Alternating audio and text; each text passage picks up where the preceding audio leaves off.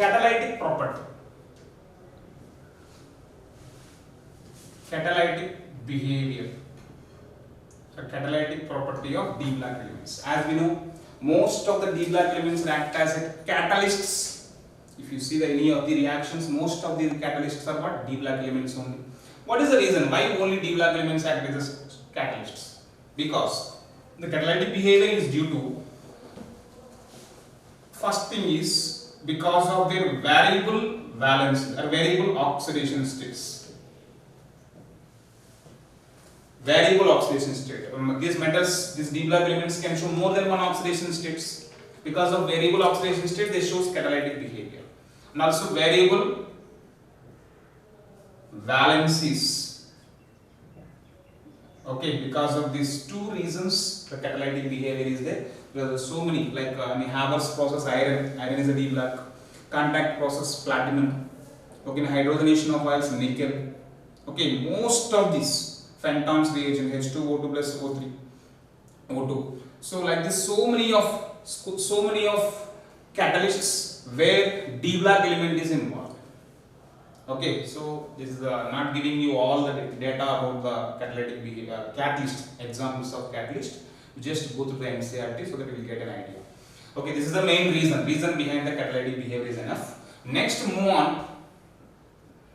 Interstitial compounds. Interstitial compounds.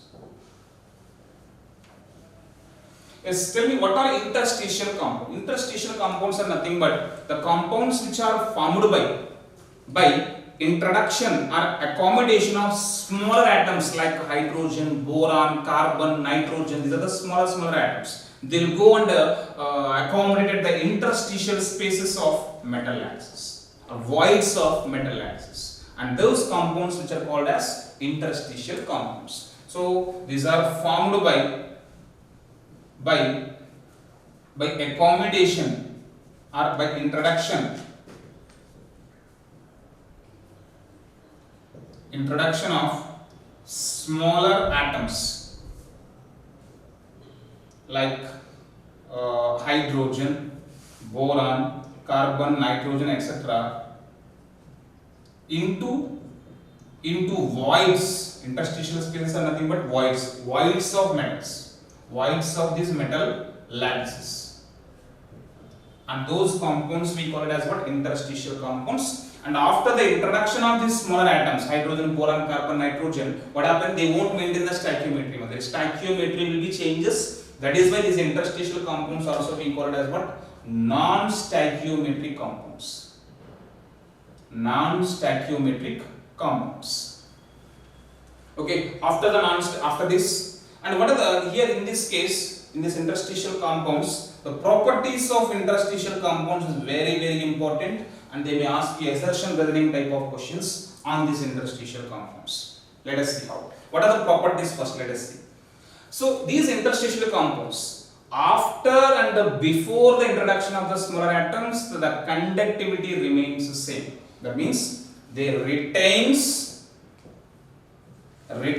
conductivity. So before, how much the conductivity power, even after the introduction of these smaller atoms also conductivity remains same. So they retains conductivity. Now that means metals are conductors as well as their interstitial compounds also conductors. Next, second property of these interstitial compounds. These interstitial compounds are having high melting point than their original pure metals. High melting point than their native metals. Native metal. For example, titanium oxide, titanium 0.95 oxide, which is having the highest melting point, definitely titanium 0.96 only. Why? Because introduction of these smaller atoms, what happened? If the smaller atoms are introduced, what happened? Okay, they are just going away, but packing is stronger. Because of strong packing, okay, to melt them, to separate them, we need more energy. That is why the high melting point they have. Interstitial compounds are having high melting point. Then, third one, these interstitial compounds, you may get a doubt here. Generally, students feels confused here. we introduce a new elements like hydrogen, boron, carbon, nitrogen, then the density, what happens, the density should increase. Why? Because we are introducing into the interstitial spaces, into the empty spaces only we introduce, so definitely density will increase, we think, but it's the wrong option. So now what happened after the introduction of the smaller atoms, what happened, that crystal, they're slightly going far away to each other.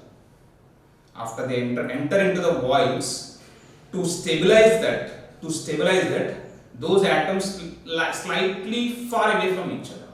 With this, what happens, number of atoms within unit area decreases. With this, what happens, the density decreases. Very, very, very important. So density decreases. They are having low density than their pure metals. Okay, low density than their native metals. And the fourth one is, these interstitial compounds are chemically inert. They are chemically inert. They won't participate there. They are not much reactive. They are chemically inert. And the fifth point is, they are hard.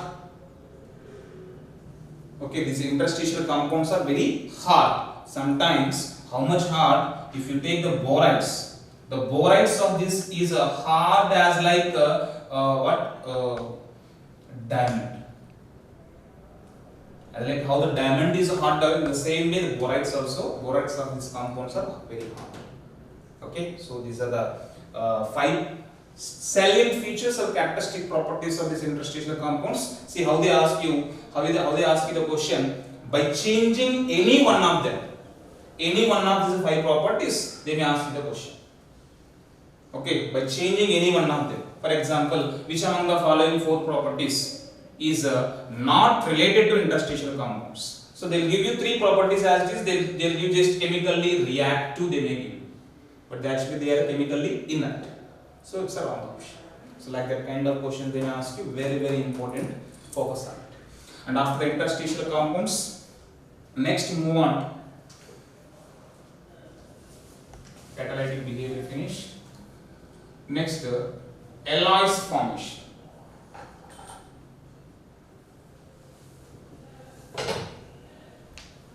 Alloys formation. As we know, these D block elements can form the alloys. Yes, of course. Why? Why only D block elements? To form an alloy, there was a conditions. Actually, is this all metals can form the alloys? No, definitely not. To form the alloys are formed by the metals whose radius ratio is less than or equal to 15%. They only can form the alloys. Okay, the metals whose radius ratio, so radius ratio is less than or equal to 15%, only can form alloys.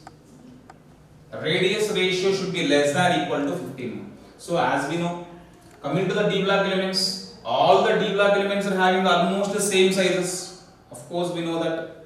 How do we know that? Because of Lagrange contraction, all D block and F block elements are almost having the same size. And in 3D series also, iron, cobalt or nickel are almost having the same size, like that. So many factors are there. So almost all D block elements are having almost similar sizes. If their sizes are similar, then the radius ratio definitely should be less than 15% ratio. Sizes are almost same. Then if the size ratio is less than 15%, then only can form alloys. Here sizes are almost same, so definitely the ratio should be under the 15% only. So definitely they will form alloys. They can form alloys. So in that, this is the condition satisfied, and examples for, I am not going to discuss about the all alloys and the composition. So very, very important, go to the NCERT, especially for the alloys of copper, iron and aluminum. Okay, coming to the copper, brass, bronze, bell metal, gun metal, German silver. 5 metals, 5 alloys are there. Okay, brass is made up by copper zinc. Bronze is made up by copper tin. Okay, gun metal is made up by copper, zinc, tin.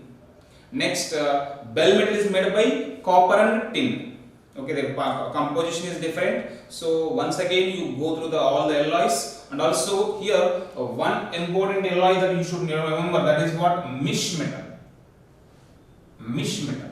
So again we will discuss again in lanthanides again. Okay, anyhow the topic came here. Mish metal. What is a mish metal?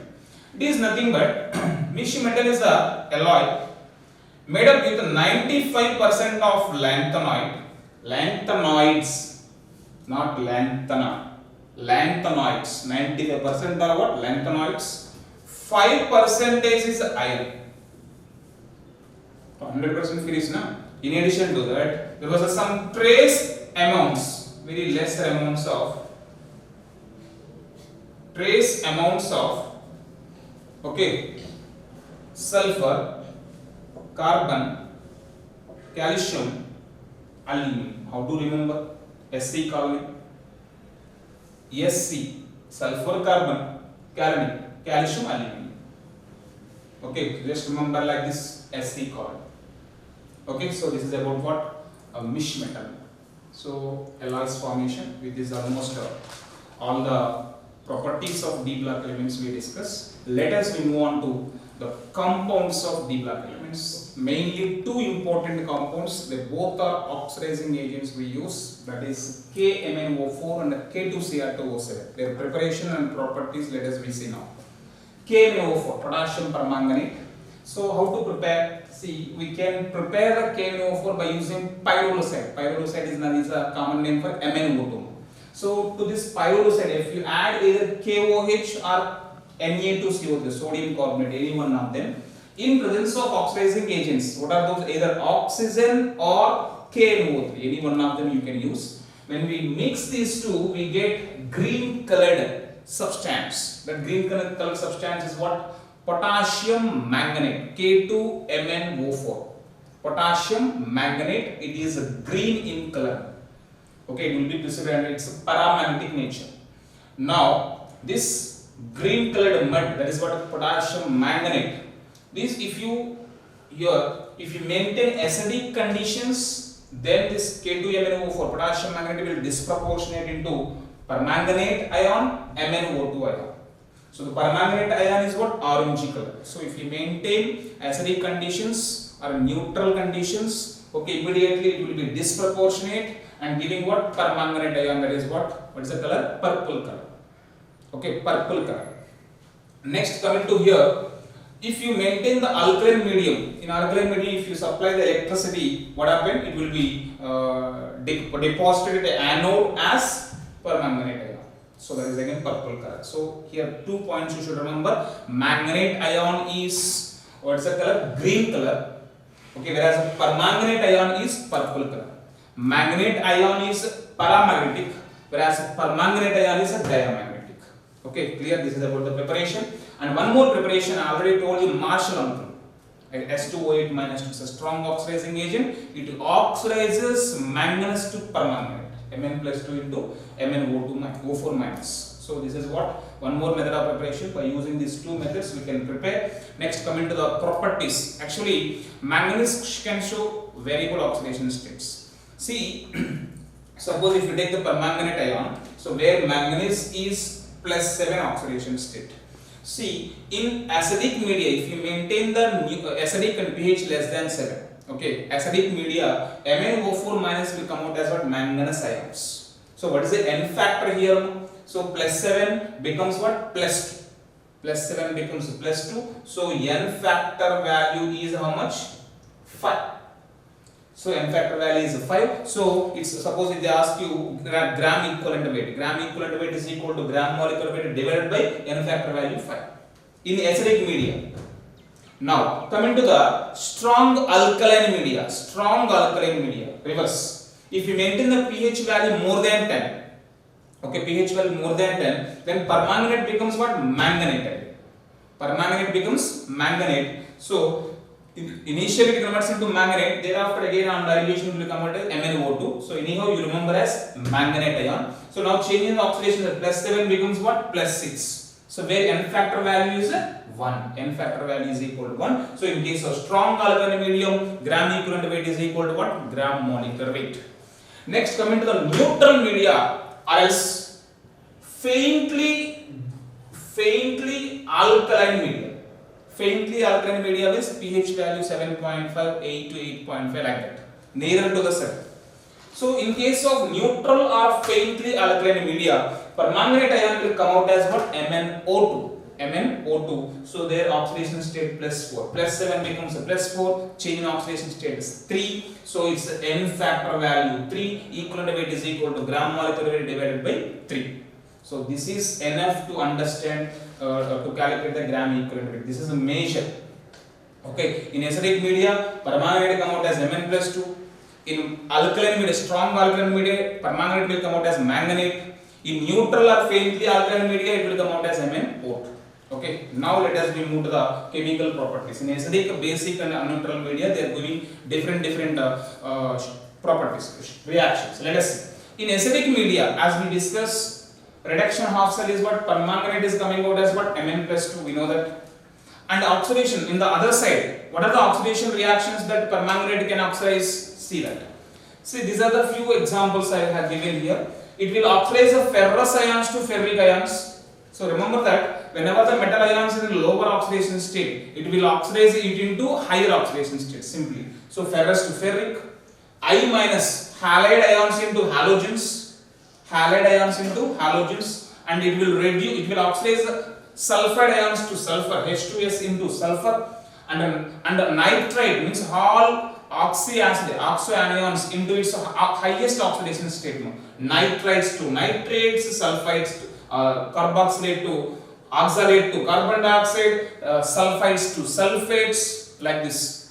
Always it will oxidize the metal or non-metals which are in a lower oxidation state into highest oxidation states. That is a specialty.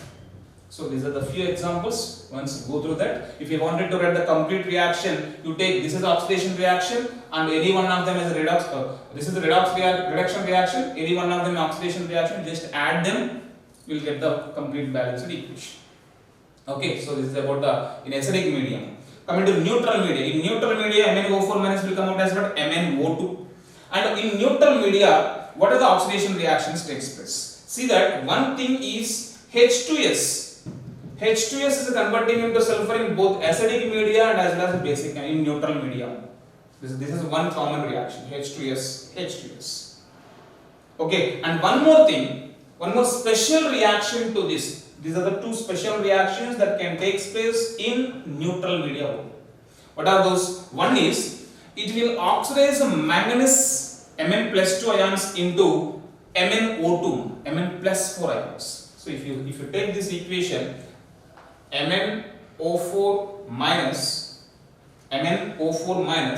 plus Mn+2 gives rise to 2MnO2. What do you understand here from this? MnO4 minus, what is the oxidation state now? +7. Here +2. Here +4. So this is called comproportionation reaction. Comproportionation reactions, one type of redox reaction. Comproportionation. The same metal atoms, same metal ion with different oxidation states, giving the same product. Okay, that means +7 and +2. The oxidation state intermediate of +7 +2 is +4. If the same metal ion which is present in different oxidation states giving the same product of same oxidation state, then that reaction is called comproportionation. What is the disproportionation here? Same metal ion is giving different products of different oxidation state. That is disproportionation. It's a reverse of disproportionation. So this is what comproportionation reaction. In neutral media, permanganate ion will convert the manganese ions into what? MnO2, Mn+4 ions. Next, move to the next one. S2O3 minus 2. Thiosulfate. S2O3 minus. Thiosulfate ions into sulfate ions. So this is also a characteristic feature for neutral conditions. Next, move on to alkaline. As we know, when the KNO4 in alkaline media, we call it as a special reagent called Bayer's reagent. So in the KNO4 in alkaline media, what we call Bayer's reagent, we generally call, and MnO4 minus is coming out as manganate ion. Permanganate becomes what? Manganate. And oxidation, two special reactions here. And one more thing, it will oxidize iodides into not iodine. It will oxidize iodine into iodates.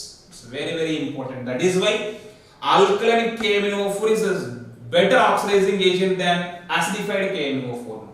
That is the reason. Why? Because in iodide, in acidic media, I minus is just converted into I2. Minus 1 oxidation state becoming what? 0. But here you see minus 1 oxidation state becoming what? Plus 5 oxidation state. So that is why when you compare acidified KMnO4 and alkaline KMnO4, which is a better oxidizing agent? Alkaline KMnO4 is a better oxidizing agent. Next, it will oxidize alkenes, ethylene into glycols. Okay, this is a special reagent. So this is about the chemical properties of in acidic, neutral and basic media. Okay. Next, move on to potassium dichromate, K2Cr2O7. Preparation, if you see, we will prepare this from chromite ores, iron chromite. Prepare this dichromate from chromite. So when this chromite ore reacts with sodium carbonate, chromite ore is reacted with sodium carbonate in presence of oxygen, we will get yellow colored chromate. So Na2Cr4, Cr4 minus 2. This ion we call it as what? Chromate ion. Chromate ion. Whereas the Cr2O7 minus 2 is called dichromate ion. So first chromate ores on reaction with sodium carbonate. First this displacement, in the place of iron, sodium will come. So sodium chromate will come.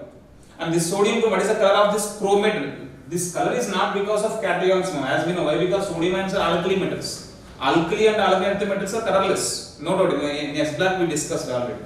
So this color is because of anion. What is the anion here? Chromate ion. So here one point you should remember: chromate ion is a yellow color. Chromate ion is yellow color. Dichromate ion is what? Orange color. That color you should remember. Chromate ion is yellow. Dichromate is orange. Now, first yellow color, chromate scale.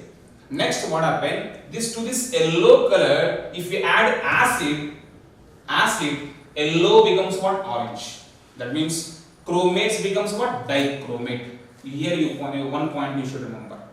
In acidic media, in the pH value less than 7, this compound, potassium dichromate, exists in which form? Dichromate form. In acidic media, what is the color? Orange color only. Orange color, why? Why? Because the potassium dichromate is present in which form? Dichromate form. That is why this is what? Orange in color. Suppose if you maintain the pH value greater than 7, alkaline media, basic media, then in basic media, what? Chromate is stable. That is why in basic media, when the pH value is 7, its solution is what? Yellow color. When the pH value less than 7, it is orange color. Why? Because in basic media, it is present in the form of chromate. In acidic media, it is present as dichromate. This is very important. So after that, this dichromate, if you add KCl, we will get potassium dichromate. This is the simple method. Next, coming to the properties of this. This is the redox reaction. In acidic or basic media, dichromate always will come out as chromium ions. In acidic or basic, whatever it may be the medium, it always will come out as what? Chromium ions. Oxidation of cells, if you see, so it will oxidize I minus to I2, almost the similarity in their properties. H2S2 sulfur and metal ions in lower oxidation states into metal ions in higher oxidation state.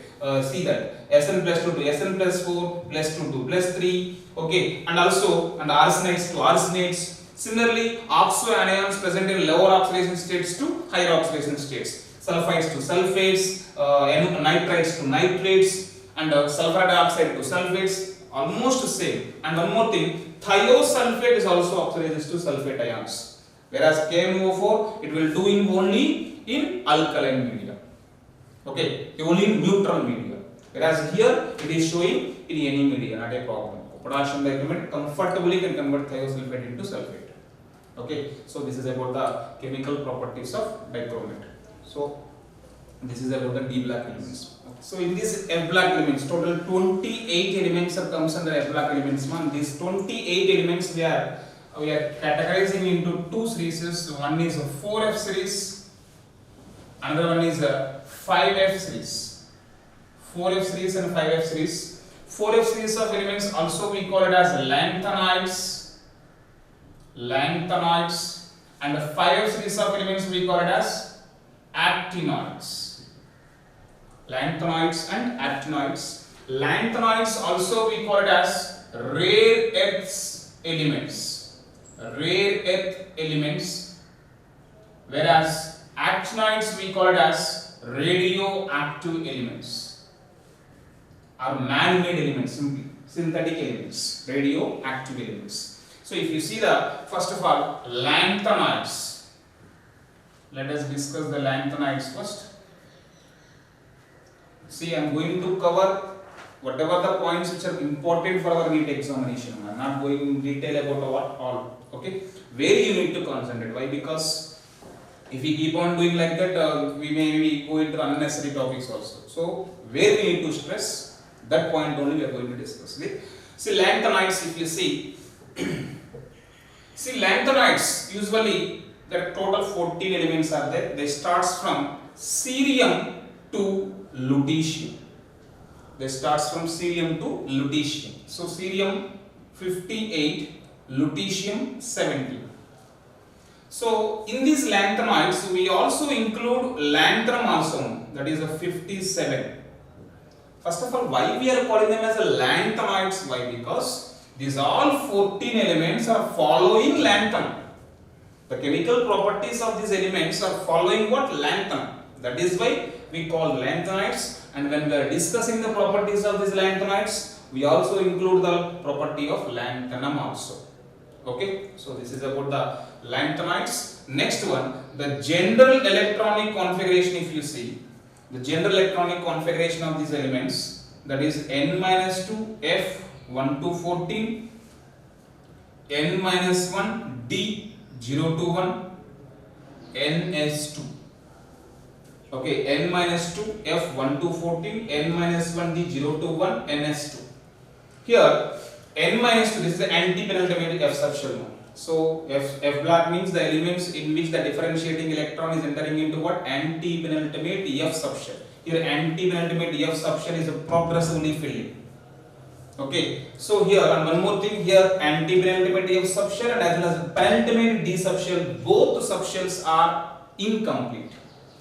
Whereas the D black only one subshell, that is what? D black, that is a penultimate. But here two subshells are incomplete here. So this is about next one. If you see these elements, how to remember? What are the elements comes under these lanthanoids? See, the first one, cerium, praseodymium, neodymium, pramotium, samarium, europium, gadolinium, terbium, dysprosium, holmium, erbium, thulium, ytterbium, lutetium. How do you remember total 14 elements? It's very difficult to remember, but you can remember. See that. To remember these elements, a small story behind this. So earlier, previously, long ago, same the people of that area, it's like Europe. Okay, in Europe, those people are also feeling the same situation now what we are feeling. Means same like unknown disease like corona. That time, the new disease, that is what? Tuberculosis. They are feeling they are suffered a lot with tuberculosis. And the scientist name is Shiva Prasad. Okay, Shiva Prasad, and his co-workers and other 4 members all together are doing research on it to find out the medicine for that tuberculosis.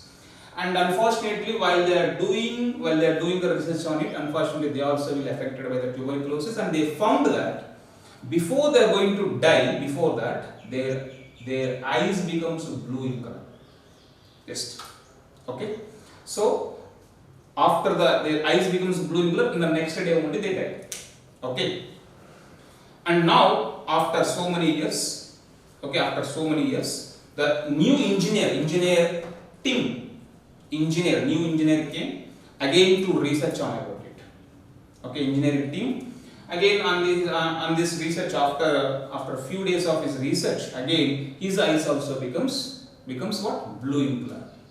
When his eyes again blue in color, the same situation before one day of his they die. What happened? Their eyes became like again the same person who is working on the same again eyes becomes blue. Now what is the situation? Under situation, by comparing the situation, now let us see. Shiva Prasad, see Shiva Prasad and four others. What are the four others? These are the Europeans, so their names will be Pum Sum Yu. Okay. Shiva Prasad and the four others means along with is the team members, total 4 man. So Shiva Prasad and 4 is the Pum Sum Yu. God. He is feeling with God. God.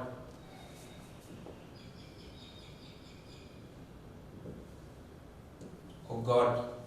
Tuberculosis died. They died due to tuberculosis. So tuberculosis died.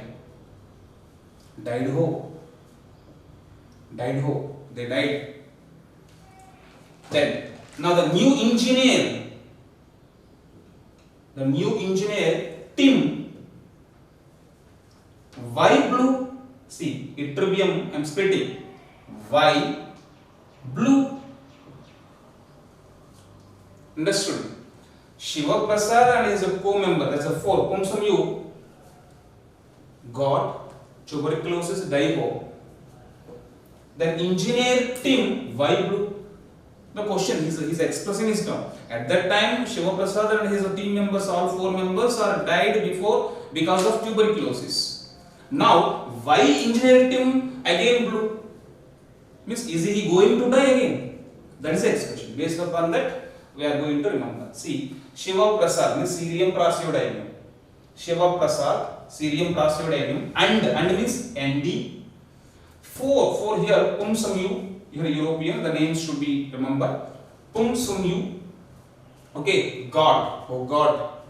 Tuberculosis died, TB died, Ho, okay, they died. Now the engineer, erbium, Tim.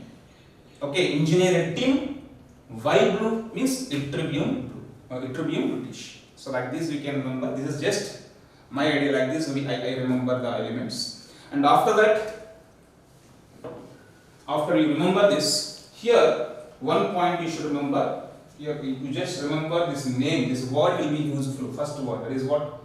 Shiva Prasad and 4. Tuberculosis died. Died due to tuberculosis. This word, it will be useful. I tell you. Just note on this point.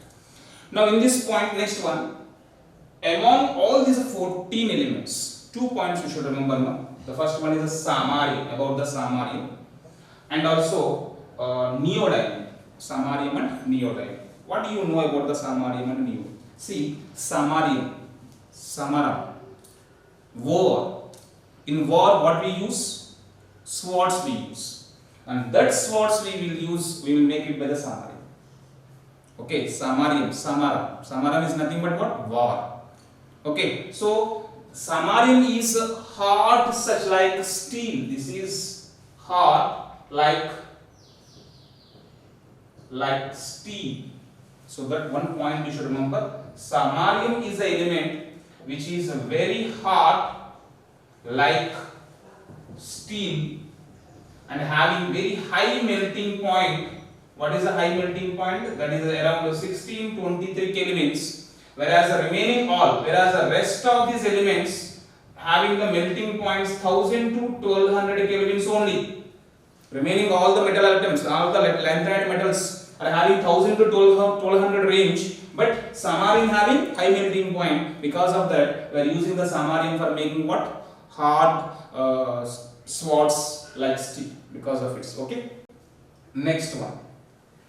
Neodymium. What do you know about the neodymium?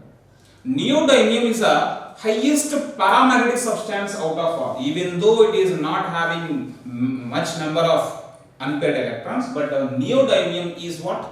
Highly paramagnetic substance. Okay, so neodymium is a high paramagnetic highly paramagnetic substance. Okay, no need of reasoning behind it. Just remember, neodymium, even though it is not having any number of not having high number of unpaired electron, but still it is a highly paramagnetic substance. Okay, and next point you should remember, what is the common oxidation state of these elements? So the common oxidation state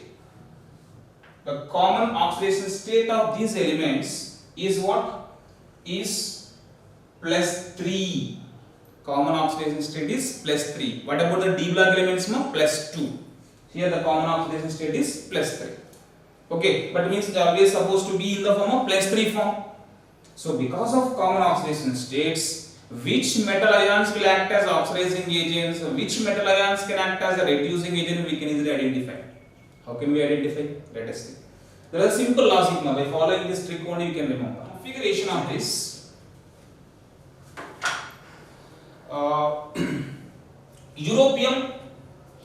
Europium having F7D0 and gadolinium having F7D1 and samarium, okay, no need that one. Lutetium having F14D1S2. This is again F14D0S2. Okay, see this. Ytterbium, you just concentrate on these elements now. Europium and ytterbium. Europium and ytterbium. See the configuration of them. This is F7D0S2, F14D0S2. In which oxidation state they can exist? Generally they have valence shell having 2 electrons. If they lose those 2 electrons, they get here fully filled configuration, here half filled configuration. So the metal ions which are present in +2 state are what? Europium and ytterbium. So we can write the metal ions. We can write metal ions here. Europium +2 and ytterbium +2, they can be exist in +2 form. Clear? Because of the configuration. Is this only 2 elements can exist in +2 state? No. Let us one more hint also there. The element which is just before these 2 elements. What is the element which is just before the europium? Here samarium. Here thulium. These 2 elements also can exist in +2 state. Okay, not only these 2 elements, the element just before this, that is here samarium Sm +2 and here Tm +2. So all these 4 elements exist in +2 form, but what is the stable oxidation state of this? Common oxidation state is what? +3. They exist as a +2, but what? They wanted to become +3. Means they are happily becomes oxidized. Means they are acting as what? Reducing agents. So these metal ions acting as reducing agents.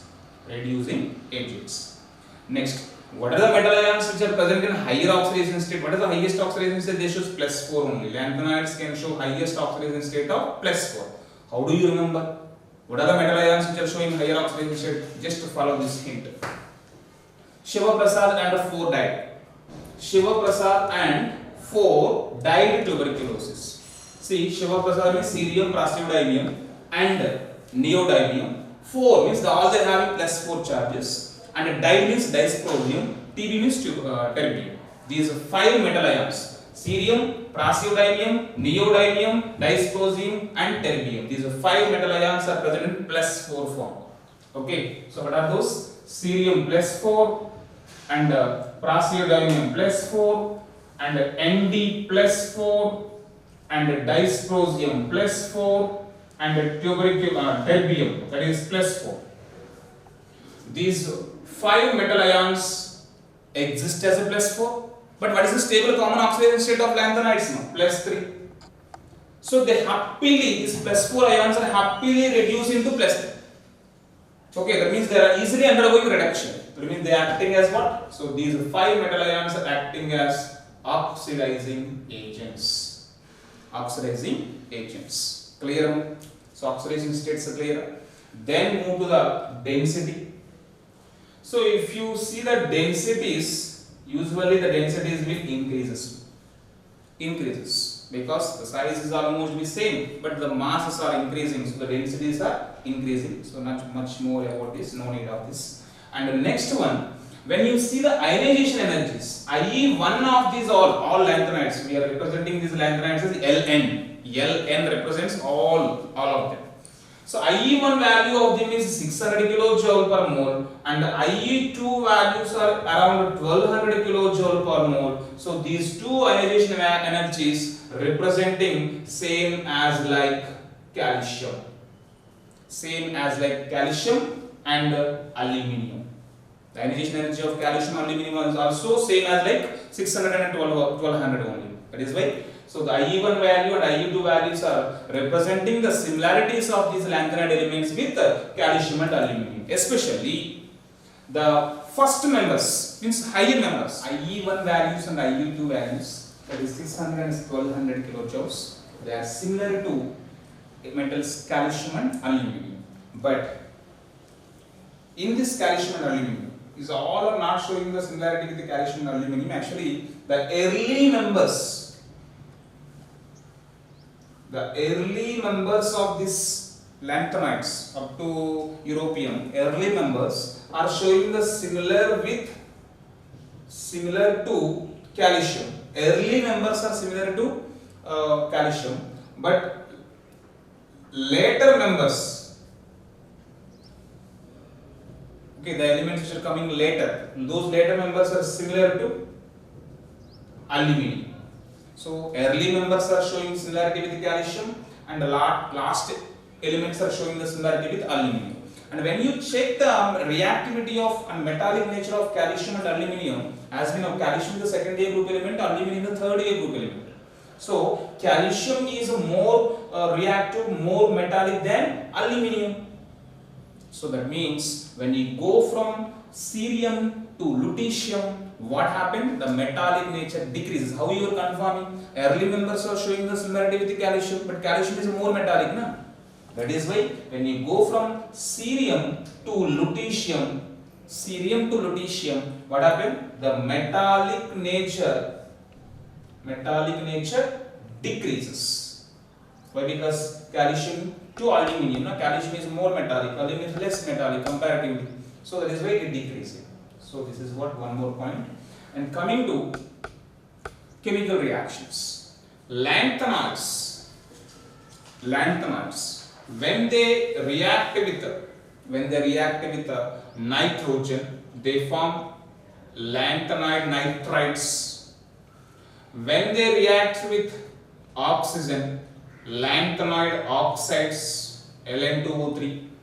When they dissolve it in water, they forms lanthanide hydroxides, and when they react with the sulfur, they forms lanthanide sulfides, Ln2S3.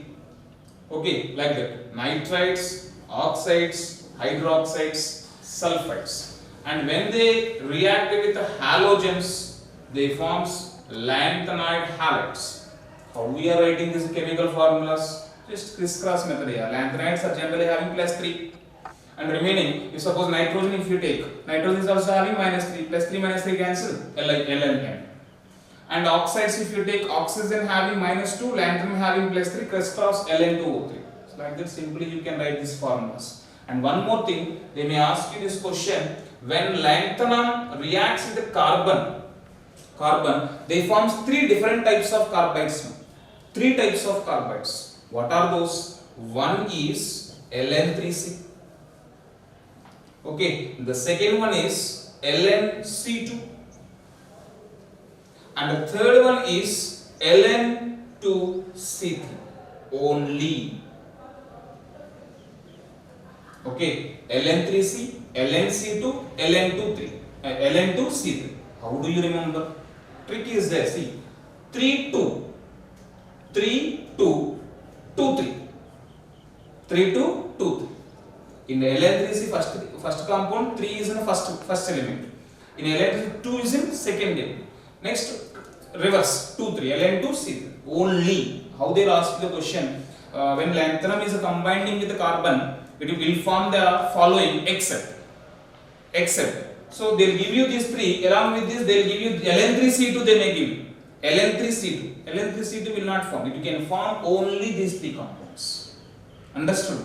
Next one, lanthanoid contraction. We know that in lanthanoid contraction means what? Because of less screening effect of f orbital electrons, what happen? Effective nuclear charge over the valence electrons is more. Because of high effective nuclear charge, what happened? The nucleus will hold the valence electron strongly, with this the size will contract. That is called lanthanoid contraction. And what is the effects of this lanthanoid? One of the most important post-lanthanoid effect is what? Let us see in case of hydroxides. In case of hydroxides, when you go from cerium hydroxide to lutetium hydroxide, what happened? What happened the basic strength? Okay, tell me what happened the size first. The size what happened? What happened the size of them decreases because of lanthanoid contraction. If the size of the metal ion decreases, as per the Fajans rules, what happened the covalent character? Increase. As per the Fajans rules, covalent character increases. If the covalent character increases, then their ability to release the OH minus ions decreases. Why? Because ionic compounds can easily release the OH minus, whereas the covalent compounds cannot. So, because of increase in the covalent character, the ability of releasing OH minus ions decreases. That means basicity of them decreases. Very, very, very important for this.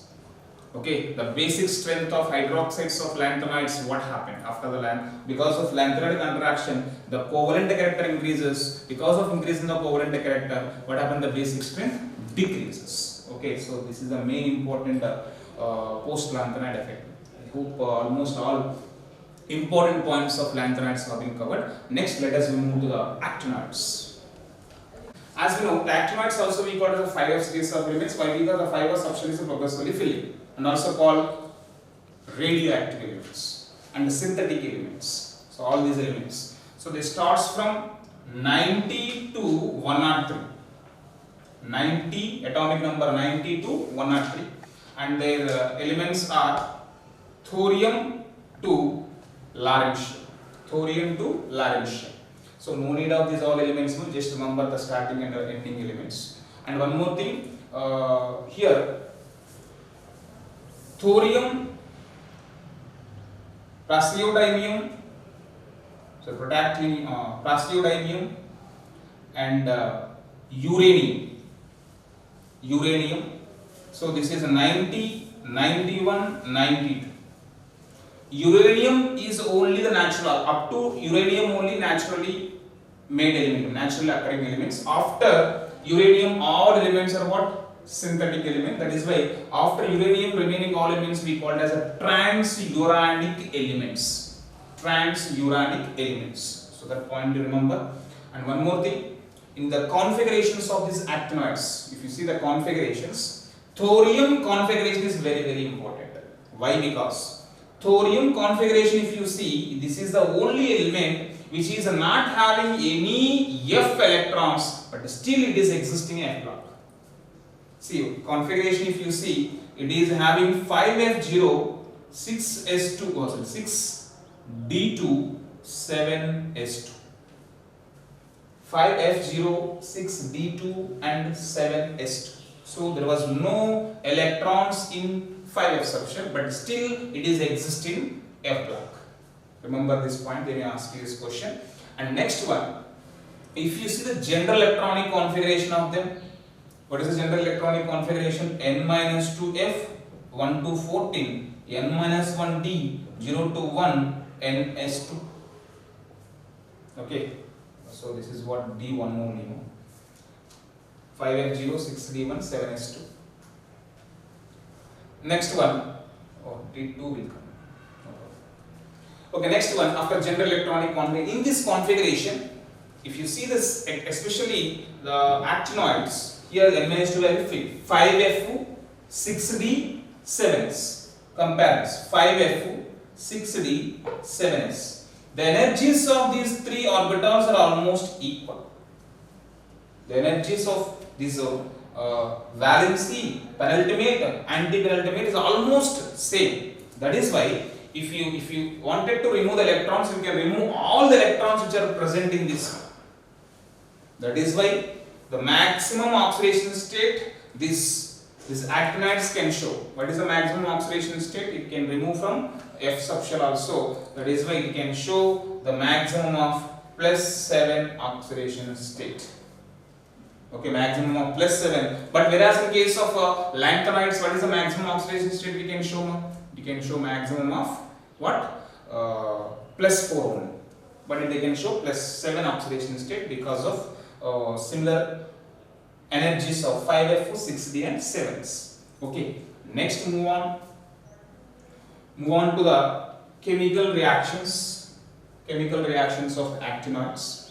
If you see the actinoids, usually actinoids are generally metallic nature. So that is why all metallic natures, all metals are bases, so they will not react with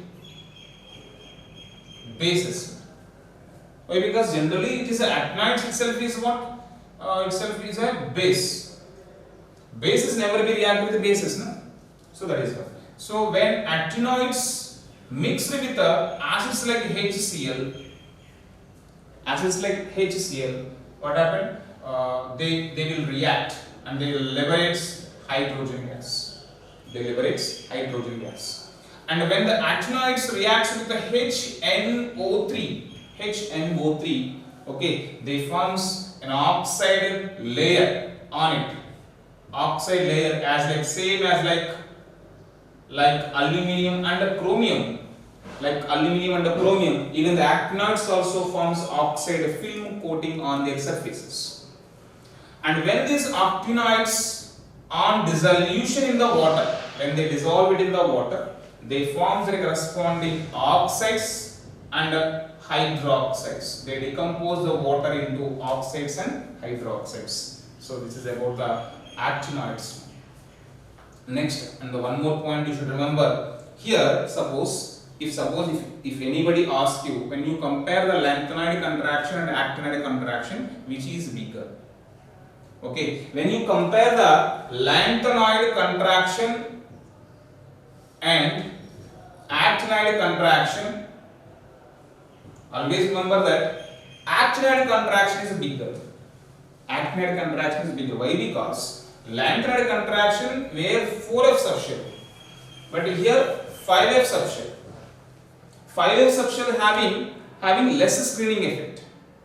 Because of less screening effect of 5F, there the contraction is more in actinoids than not in lanthanoids. Okay, so this is about the comparison of lanthanide contraction and actinide contraction. So I think this is enough. Coming to the actinoids, this data is enough. Okay, so once again, in addition to this, complementary to this, go through the NCERT, make a perfect notes. Go through the perfect notes. You definitely will cover the questions coming from D and F black elements. Okay, thank you.